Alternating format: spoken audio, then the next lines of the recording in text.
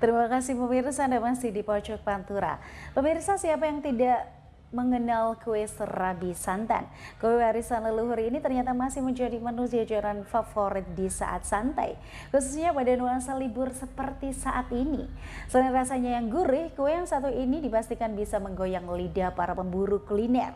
Khususnya pada perayaan Hari Raya Imlek, kue serabi sontak laris manis diburu pembeli, khususnya warga etnis Tionghoa. Seperti apa pembuatan kue yang satu ini? Berikut liputannya. Ada yang menarik pada perayaan Imlek tahun ini, kue serabi santan justru menjadi buruan warga etnis Tionghoa. Seperti usaha jajan kue serabi sosok milik Nur, warga desa Paiton, Kabupaten Probolinggo justru laris manis di saat Imlek. Cara membuat kue warisan leluhur ini pun cukup sederhana, yakni cukup mempersiapkan tepung tapioka, tepung terigu, telur, santan, gula, daun pandan untuk pewarna alami serta beberapa bahan lainnya. Usai diolah menjadi satu, baru adonan dimasak menggunakan wajan terbuat dari tembikar hingga benar-benar matang. Yang perlu diperhatikan pemirsa, saat memasak adonan ini harus benar-benar teliti agar tidak gosong. Baru tahap berikutnya, serabi yang sudah jadi dimasukkan ke dalam kemasan plastik dan ditambah dengan santan sebagai kuah agar saat dinikmati benar-benar nikmat.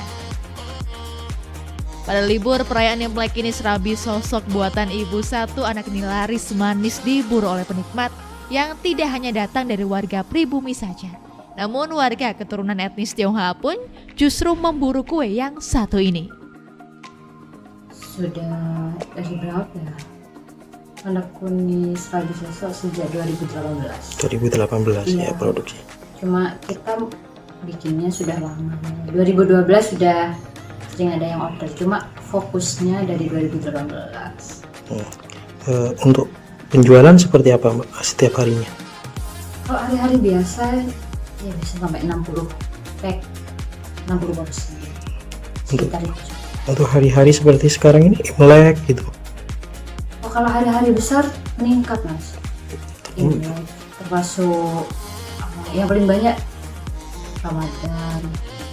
Imlek ini ya juga ya. Iya, Imleknya iya. Jadi kalau Imlek ini bisa habis berapa Mbak? Hari-hari besar itu bisa sampai 300 porsi. 300 porsi. Selain tanpa bahan pengawet, serabi ini pun mempunyai beberapa varian rasa.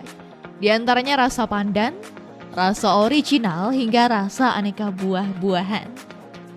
Setiap kemasan dijual kisaran Rp6.000 hingga Rp8.000 tergantung rasa. Untuk rasa buah-buahan dijual Rp8.000 per kemasan. Sering ya? Iya. Kenapa kok sering membeli serabi sosok ini? Ya, disukai sama keluarga, itu anak-anak saya. Biasanya ini kan bervarian rasanya. Biasanya yang paling sering dibeli itu rasa apa? Rasa pandan itu nangka gitu. Sering ya? Iya.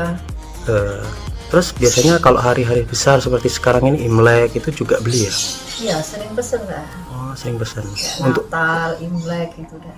untuk makan sama keluarga ya? Sama keluarga, anak-anak saya, Untuk, bulik-bulik saya. untuk keluarga berarti suka ya dengan serabi sosok ini Mbak? Untuk rasa jangan khawatir, aroma gurih hingga perpaduan kuah santan dan serabi sangat menggoyang lidah Anda. Saat ini Nur tidak hanya menjual secara manual, melainkan dengan memanfaatkan teknologi. Pesanan online membuat Nur terkadang kewalahan mengantar serabi ini ke pelanggannya. Dari Probolinggo, Farid Fahlevi melaporkan.